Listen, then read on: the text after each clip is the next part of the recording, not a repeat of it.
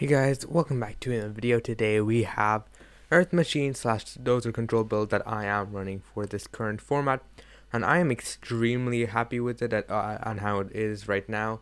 It's been having some pretty good results on doing book graded, and hopefully this list is pretty decent for you guys too. So I'll just get started with the list. First off, our 10 card infinite track monster lineup: triple harvester, triple dozer, double trencher, and the one-offs tunneler and anchor drill. A triple harvester is your starter. You want to see it as often as possible. Triple dozer, it's your main playmaker. It's the heart and soul of the deck. That's why it's also called dozer control. It's just an extremely important card, and you also kind of have to run 3 if you want to search it off Metal Cruncher. Since Metal Cruncher is another starter. Double trencher, you will use one on your first turn almost every time. It's not bad to hard draw either, since if you do hard draw this plus harvester, I believe it does still guarantee the tunneler draw too, even if your opponent hand traps your harvester or dozer. So it does come up in those instances too. It's also going to be your dozer summon on turn 3 in most cases, and well, the second copy does come up since it's not guaranteed for you to get overdrive to recycle that banished copy of trencher, so it is somewhat important to play too. The one-offs tunneler and drill. Tunneler is situational, searchable, and pretty much just a one-time use thing, since its conditions are somewhat, well, it's not difficult in this deck specifically, but in some hands it can be a bit tedious. It's basically just Pot of Avarice, but you have to shuffle Earth Machine monsters.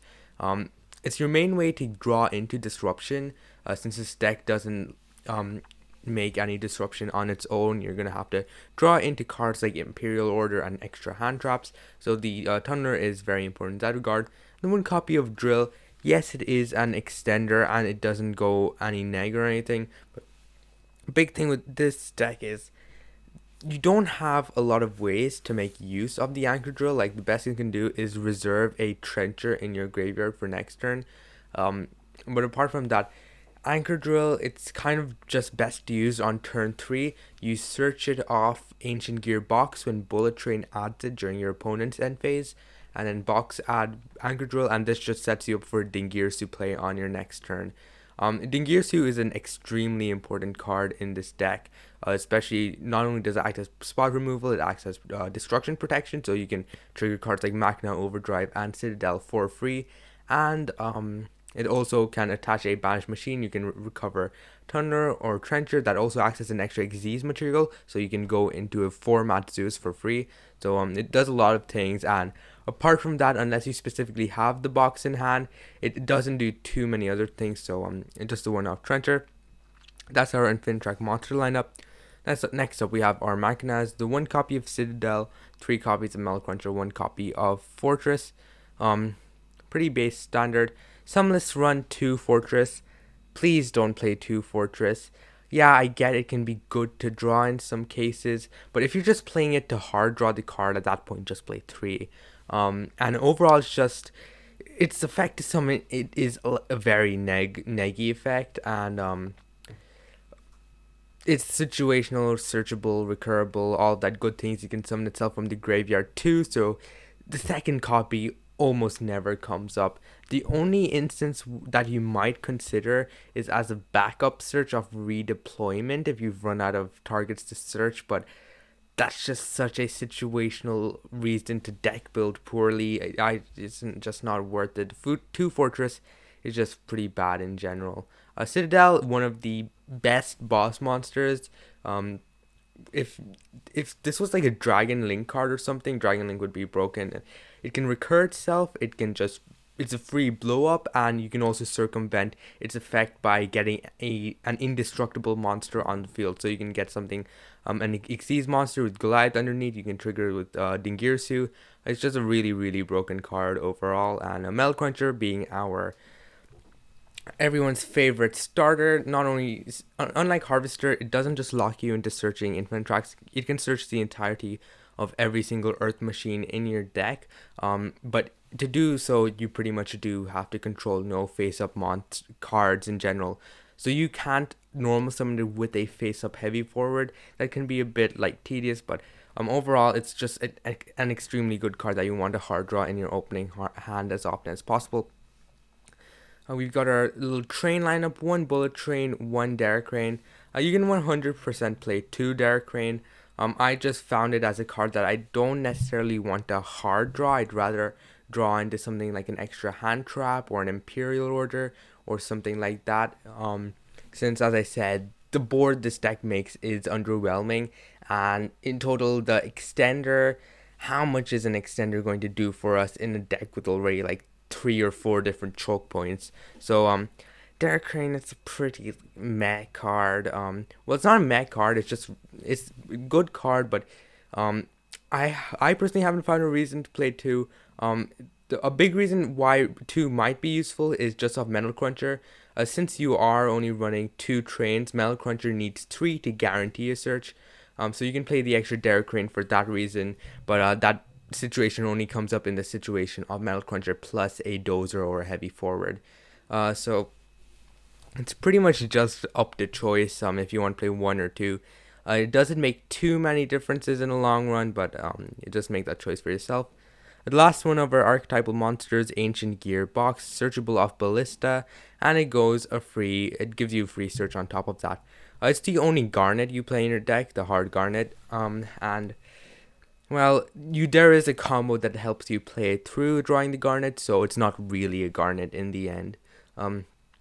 So that's our main monster lineup, I guess. So next, the rest is just 6 hand traps, 3 Ash, 3 Bell. Bell is super good. This format hits a good amount of decks. Not much to be explained in terms of the hand trap section.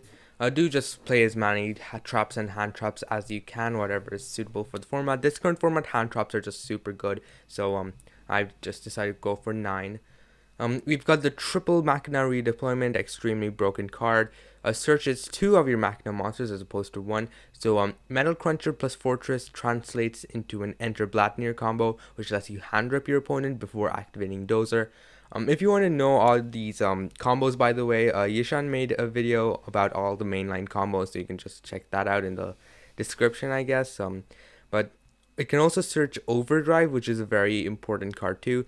If your hand cannot guarantee disruption, I just probably recommend grabbing the Overdrive rather than going for the Fortress into Enter Blatnir combo, since sometimes the quick effect Raigeki can just be infinitely better than the single random hand rip. So that is something. And Overdrive, by the way, is just such a busted card. Not only can it just get you a free Raigeki in the form of Citadel, it also it's the only card that can shuffle back your banished cards. So if you're against a Sky Strike opponent, your opponent has Shark Cannons or your opponent has DD Crows, it's just really useful when it comes to getting back your cards. And for Overdrive's graveyard effect, I believe it doesn't have to shuffle all 3. So if your opponent banishes one of the targets in your graveyard, you can still shuffle back 2 of the other targets and still draw 1. So that's a somewhat important interaction to remember.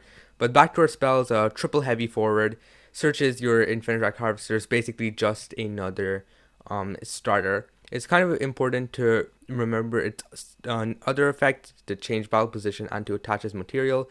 The attaches material can come up if you're going for a Zeus or an Earth Slicer to pop an extra card, and the change battle position can come up since both River Stormer and Earth Slicer summon themselves back from the graveyard in defense position with their own effects. So heavy forward you can just change it to attack position in order to deal an extra bit of damage, so that can be nice. Only 6 spells. And since we are only playing 6 spells, that's why Imperial Order, one of the strongest cards this format, just works pretty well with this deck. Triple Imperm, just another hand trap. As I said, hand traps are super good. I'm on 9. Next, we've got the Dino Miscus.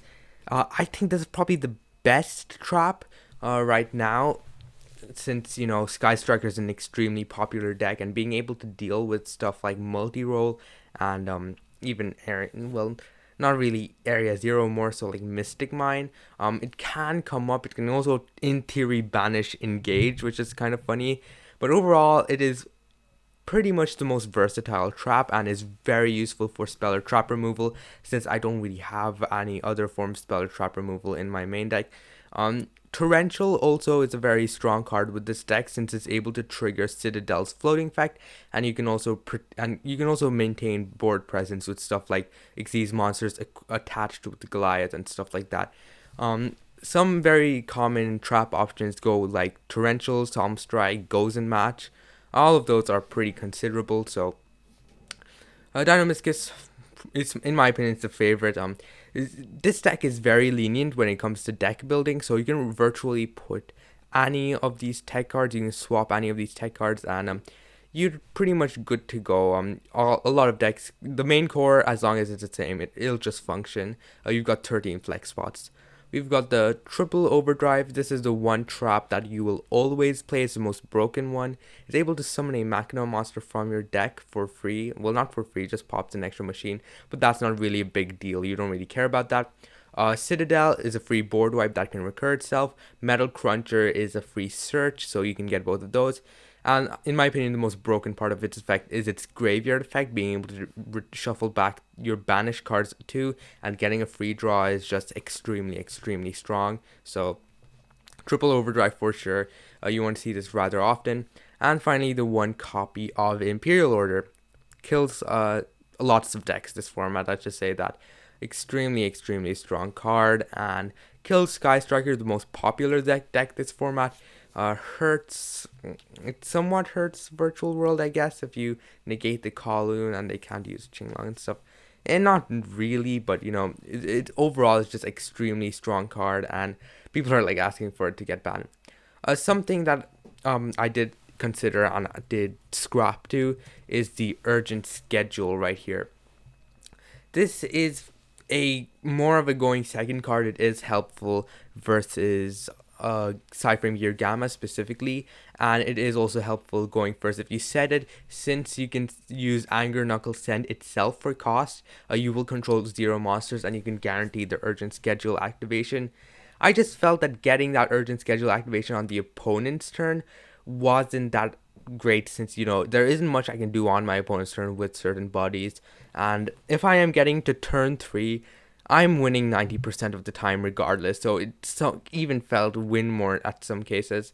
It can also send, if you can also go for Anger Knuckles Graveyard effect to send one card you control to the graveyard special summon it, and then Urgent Schedule will trigger, allowing you to search a Derek Crane, but you're going to trigger River Stormer regardless, and River Stormer will pretty much do the exact same job. So in most cases, it just kind of felt, it didn't really contribute much in my victory, so I just decided to scrap that for more powerful cards such as Dynamiscus, and I 100% do not regret that. I've never had a hand where I was like, gosh, I wish I had an urgent schedule. I know there's some cases where you'll go second, but for those cases you were literally playing Dark Ruler no more in the side deck, so it just becomes redundant in most cases. Side deck's pretty standard: triple Droll, triple Lancia, triple Dark Ruler, triple Twisters, and the one Feather Duster.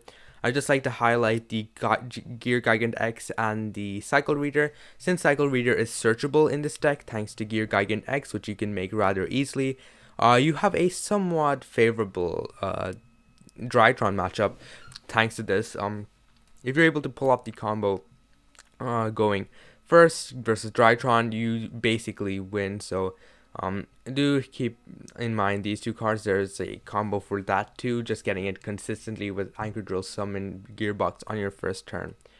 The extra deck, triple Goliath, you go through all 3, helps you fill your graveyard with Earth Machines in order to use Tunneler's Pot of Avarice effect. It also has some utility, allowing monsters that have it as material.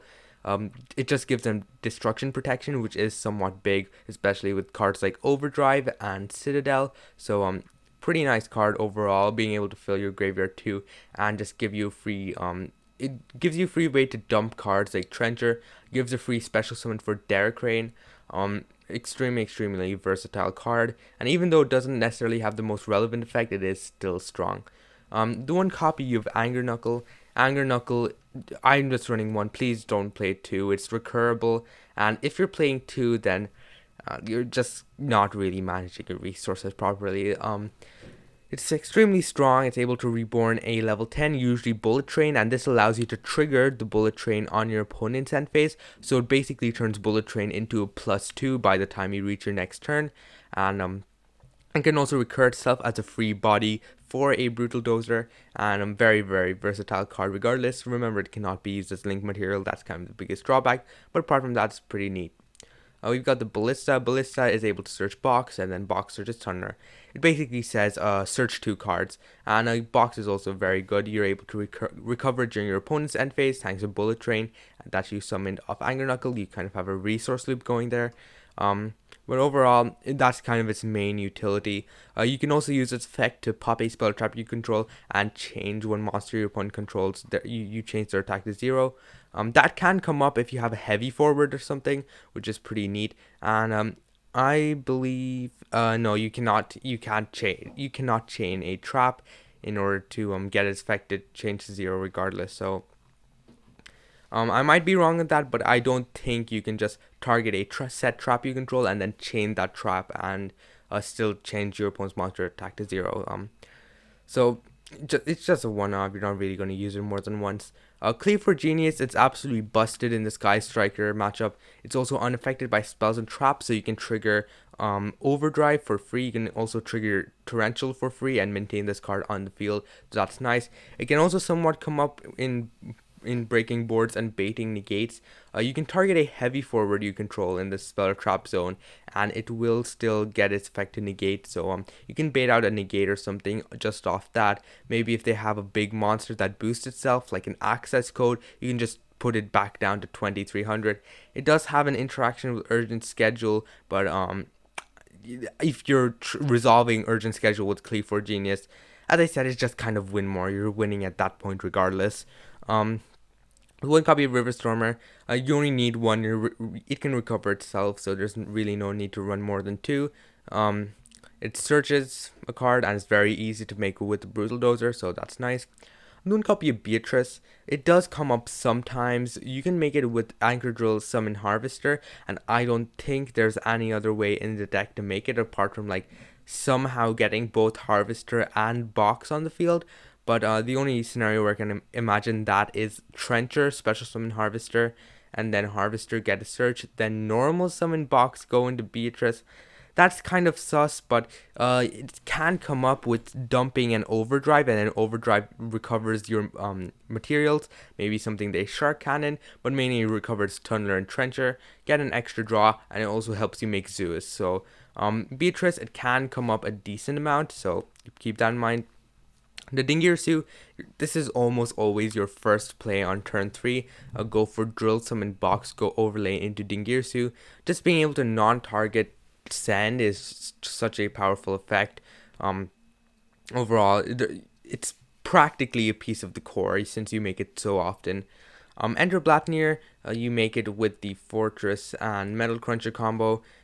It's not that difficult to just make it and get a free hand rip, so that's nice. You've got the Earth Slicer, pops 2 cards, up maybe even 3 if you have a heavy forward to attach as material. And do keep in mind, it can, don't forget this effect to attach a monster that's destroyed by battle to this card. That can come up when ramping up